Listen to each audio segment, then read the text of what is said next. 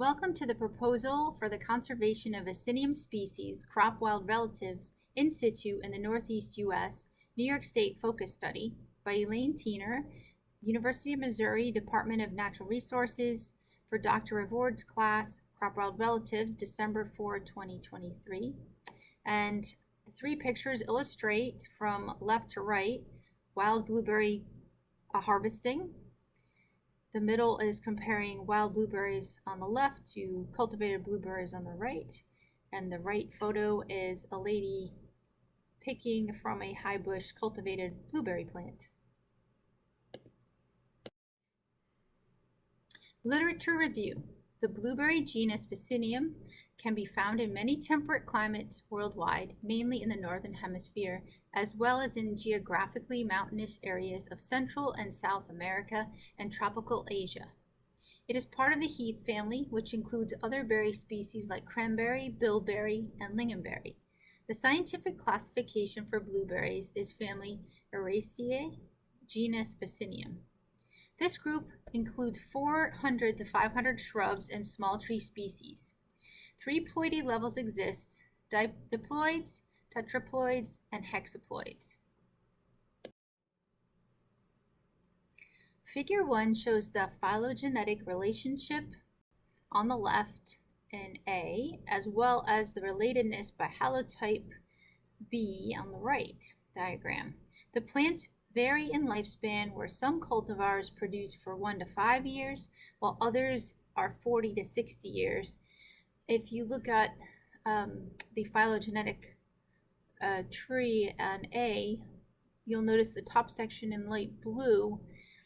We've got the main species of blueberries that are used for breeding: Angustifolium, coriambosum, and virgatum. In the United States, the major commercial crops are northern high bush blueberries, southern high bush blueberries, low bush blueberries, which are also wild blueberries, half high blueberries that are hybridized using 2 different species of blueberries, coriambosum and angustifolium. Then there's rabbit eye blueberries, which are a wild native to southeast the US. And we have cranberries.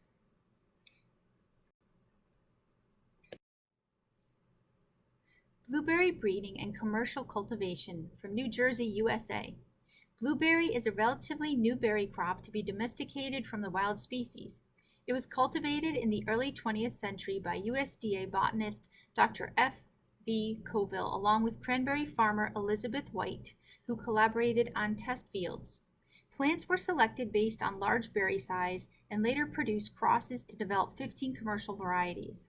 The blue crop, blue ray, and early blue varieties that he developed are still widely grown and highly popular cultivars today. For cultivation in the USA, the primary gene pool for blueberry consists of the commonly cultivated species Coriambosum, Angustifolium, and virgatum. Approximately 90% of northern high bush cultivars' genetic makeup is Coriambosum, a tetraploid species, with semi-cultivated low bush Angustifolium, another tetraploid species, at 5 to 10%. Vaccinium angustifolium also represents 25 to 50% of the genetic makeup in half-high blueberry cultivars. V. ashe is a hexaploid species native to the southern U.S. in which it can introduce high vigor and heat tolerance by introgression. Crop wild relatives grow differently than cultivated varieties. Low bush blueberries are clonal species, where fields or barrens are made up of different individuals that cover large or small areas to produce mats rooting from rhizomes. They are naturally grown from seeds which develop rhizomes close to the soil surface. The species are either Angustifolium and or Myrtleoides and are not cultivated. They naturally propagate themselves. One field harbors great genetic diversity, with a wide variety of attributes and variability, such as bloom time and resistance to pests. Genus is the term used for an individual wild blueberry plant, which is genetically different from its neighbors. Wild blueberries are harvested from natural ecosystem areas in an alternate year cycle. So here we see a diagram of a genus wild blueberry plant. And as you can see from the morphology, you've got the stems that rise up the short, about 2 feet or less. And they're all connected by rhizomes that connect the roots to each other. So these plants basically are matted in a field or in a forest, where cultivated plants are one stem, could be multi-branch, but one plant that does not have rhizomes connecting other plants of itself. And that's a big difference. Blueberries are an economically important crop in the U.S. and second most produced berry. Strawberries the first. In 2015, Washington became the top producer and leads the U.S., averaging 58,000 tons per year. Oregon is second at 55,000 tons per year. Low-chilling southern highbush cultivars, coriambosum, have enabled expansion of blueberries into warmer environments. It is now a year-round commodity crop as cultivation and agricultural production has expanded worldwide through breeding cultivars for different climates and growing seasons. Fresh market is driving the demand.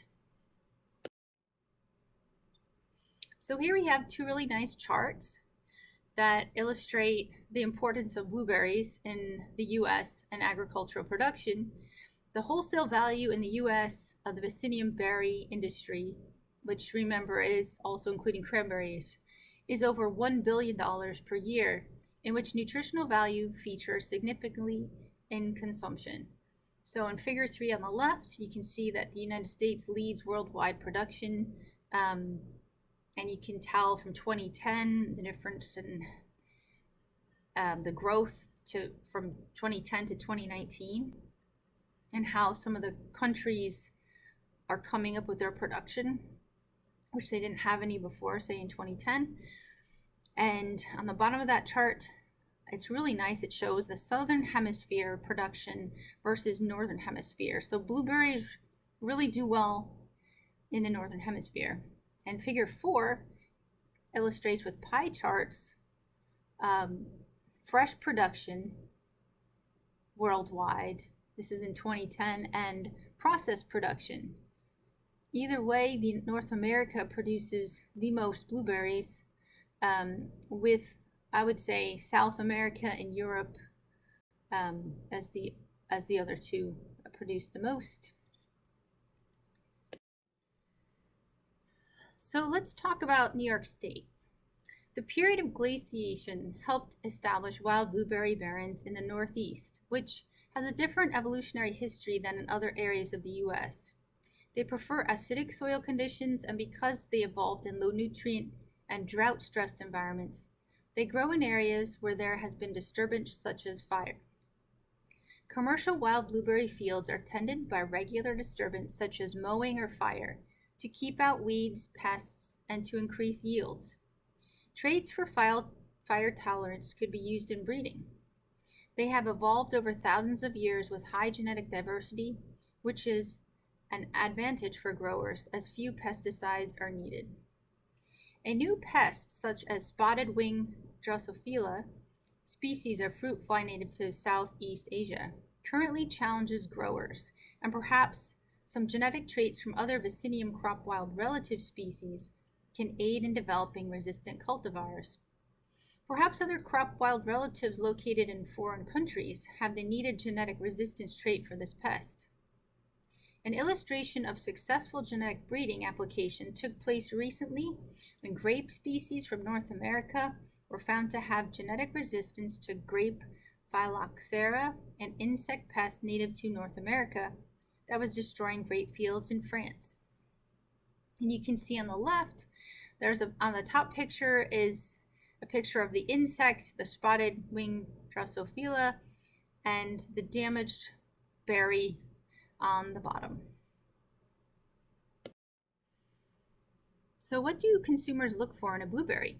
The survey research by Gallardo et al. In 2018 finds that health benefits of blueberry as a trait is considered more important in the Midwest and Northeast U.S., while firmness, flavor, and shelf life are more important in the West and Southeast U.S. This information can be used to help guide breeders when selecting cultivars and genetic traits for specific regions and market areas. Rationale. Blueberries contain traits that positively affect human health and inhabit various ecoregions worldwide. This proposal specifically focuses on the blueberry genus Vaccinium and the crop wild relatives that inhabit various ecosystems of the Northeast U.S., focusing on native New York State species. Ongoing genetic research and breeding for traits using ex situ collections utilize plants grown in greenhouses, seeds, and tissue culture to produce new cultivars that can be trialed in field studies for better acclimatization in changing climate and soil conditions. Gather and review species information on ex situ accessions and identify if there are crop wild relative gaps using databases GRIN and GBIF. If there are many species not in germbank studies or the accessions do not have enough information on the sample, efforts should be directed to conserving and collecting existing crop wild relatives in situ. Database searches. USDA GRIN database lists 500 entries worldwide for Vaccinium. When restricted to the United States, Corvallis, Oregon is the only gene bank for Vaccinium species with 37 accessions, out of which 31 are available accessions. Over half of the 31 accessions are from the Northwest U.S., 14 from Oregon and 10 from Washington State. This shows a bias towards West Coast species and ecoregions. There is only one accession of New York State origin, Myrtleoletus, common name velvet-leaved blueberry, but it is not an available accession. Searching specifically for New York State crop wild relative species, New York Flora Atlas database produced 8 native crop wild relative blueberry species. Certain species are not included in this proposal because they are cranberry and other berries not focal to blueberry. Of these 8 species comparatively, USDA GRIN only has 3 of these accessions, missing the majority of species in New York and possibly the Northeast U.S. This is the chart that is pulled from the New York Flora Atlas database and where the 8 species are found. And the 8 are the common lowbush blueberry, Atlantic blueberry, Dobbins blueberry, northern lowbush blueberry, highbush blueberry, velvet leaf blueberry, hillside blueberry, and bog bilberry. The New York Natural Heritage Program is another group with online data that monitors native species and focuses on conservation goals.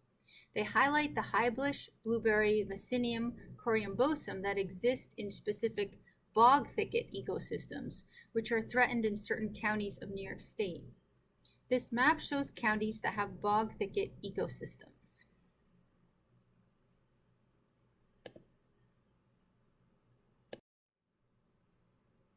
So here we're comparing more data sets. The Global Biodiversity Information Facility, GBIF, compiles all data sets with New York occurrences, totaling 2,738 on the map on the top left.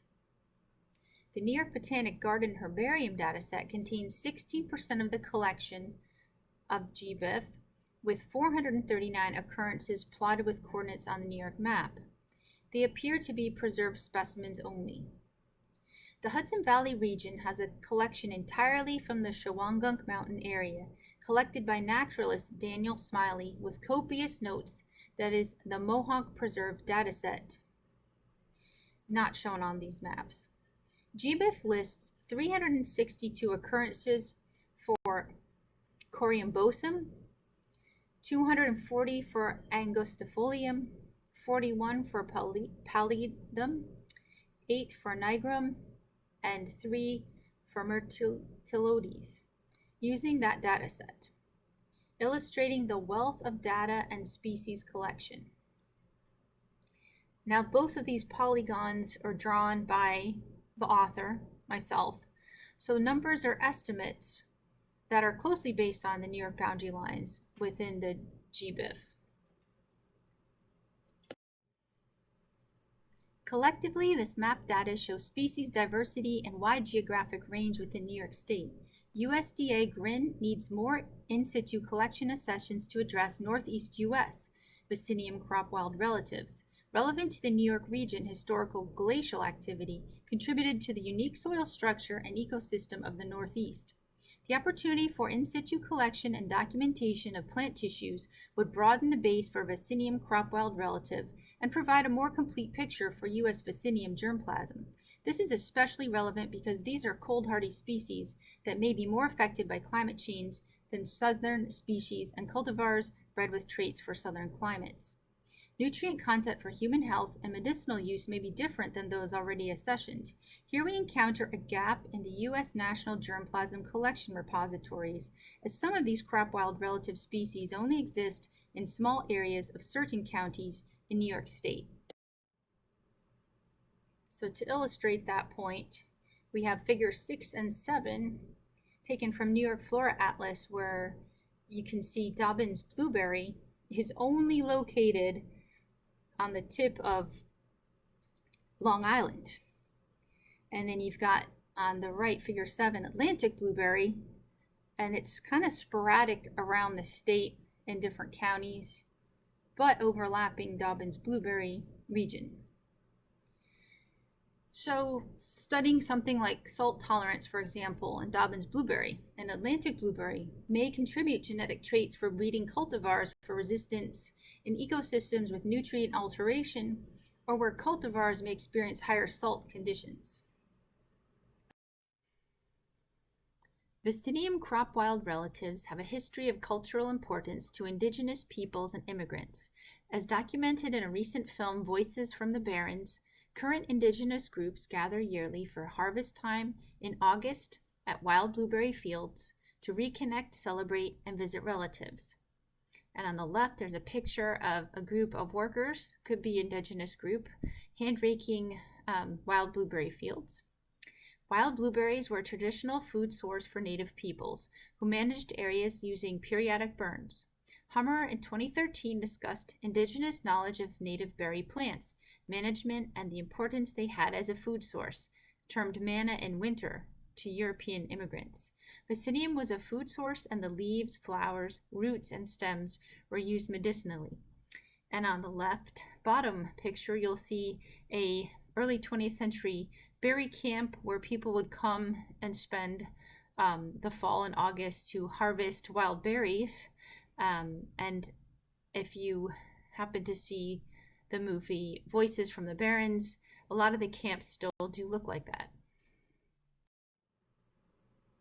Research questions and hypotheses. The proposed in situ field study experiment asked 3 research questions. Question 1. What Vaccinium crop wild relative species are native in situ to New York State that need conservation? Hypothesis. There is not a comprehensive map for crop wild relative species in New York State, which necessitates constructing a working map to understand where to focus in situ conservation and research where resources can be used for multiple species. Question 2. What Vaccinium crop wild relative species accessions need to be added to the U.S. national gene banks? Hypothesis. Northeast Vaccinium crop wild relative species are underrepresented at the National Germplasm Bank in Corvallis, Oregon, and underutilized in breeding strategies. The addition of more native species will broaden the genetic resource pool for future research, adding additional genetic traits that may help with climate change and produce vigorous cultivars for agricultural production. Question 3. Will identifying geographical areas in New York State with multiple in situ Vaccinium crop wild relative species aid in conservation, including buffer zones that protect pollinators and the ecosystems they inhabit? Hypothesis. Universities and colleges, as well as botanic gardens and conservation organizations interested in studying and conserving local flora and fauna, may participate given the ability, monetary resources, and research departments that focus on native crop wild relatives. Objectives. Determine if gaps exist for ex situ collections that need to be filled with in situ study and collection. Explore conservation ideas for in situ field study sites based on biodiversity data of pollinators and presence of native Vaccinium crop wild relatives. Researching biodiversity of insects and pollinators at each site can assist in understanding symbiotic relationships of Vaccinium species and native pollinators. Promoting insects that are beneficial and fight against pests is key to managing wild blueberry species as well as cultivated ones. The approach and methods. Study site. 5 separate locations within New York State that cover various ecological regions are proposed. These 5 sites are coastal, both Atlantic Ocean and Lake Erie, the Hudson Valley, and mountain species, both high peak Adirondack in the north and low peak Catskill in the south, including bog thickets. 1 field study per location as indicated with a purple oval on New York State map. So the idea would to have 5 separate study areas within the state of New York studied over 1 season.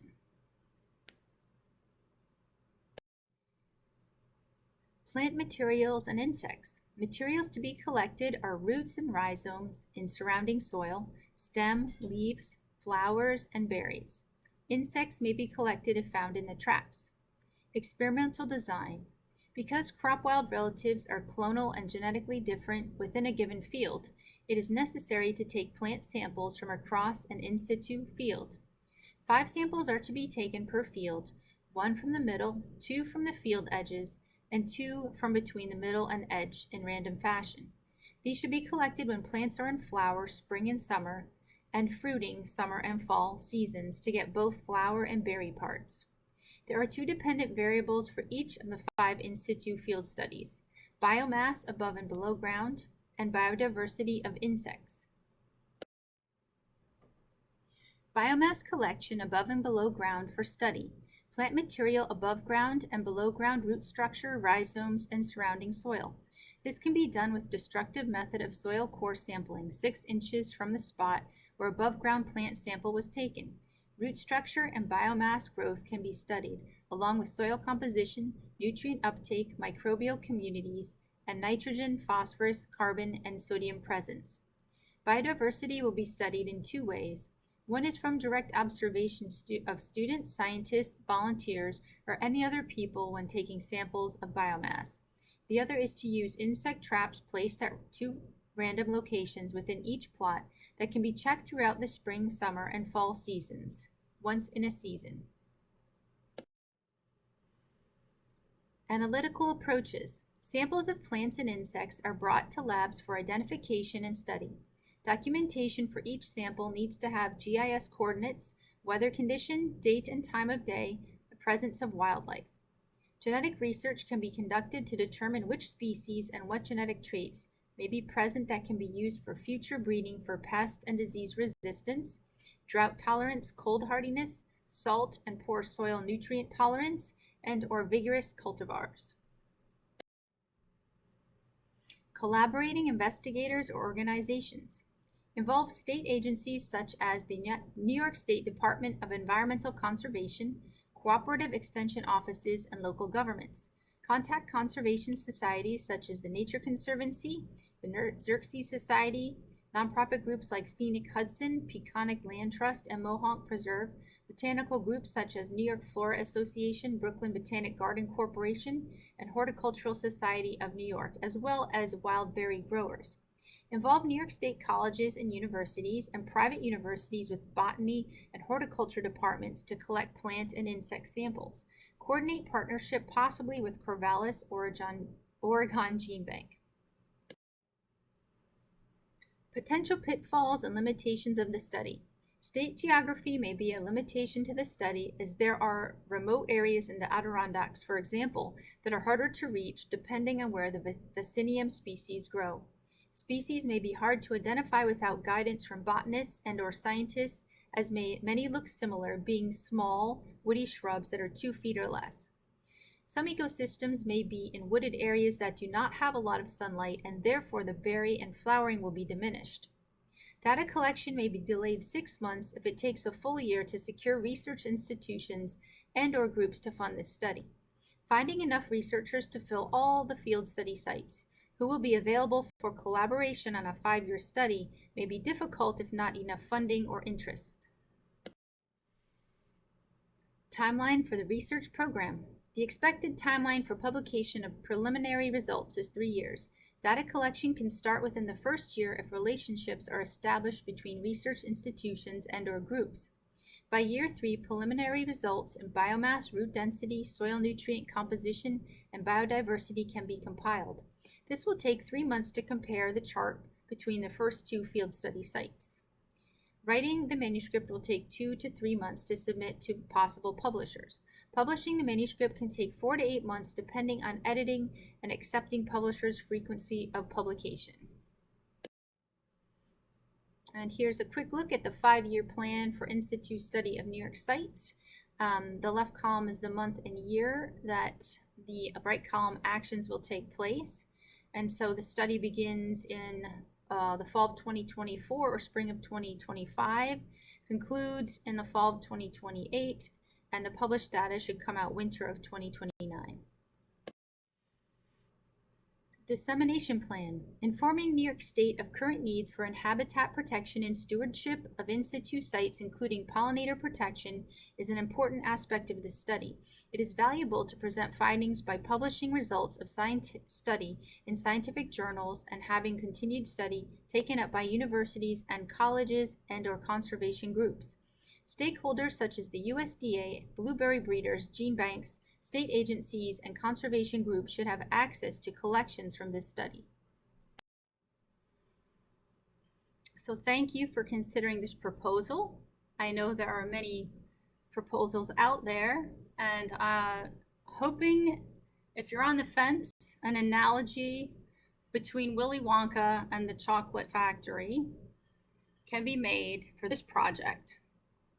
So in the story Willy Wonka, there are 5 golden tickets hidden in chocolate bars, and if you happen to receive a golden ticket when you buy a chocolate bar, you are then able to enter into the chocolate factory, which is a place of inventions and science in some respects. And I thought it had some relevance to our 5 sites in New York State, and they could be considered golden tickets in that if one of these 5 sites you collect a crop wild relative species that ends up in a breeding program because of a trait that is discovered, you basically have a golden ticket in your hand. And so I thought that goes well with this project.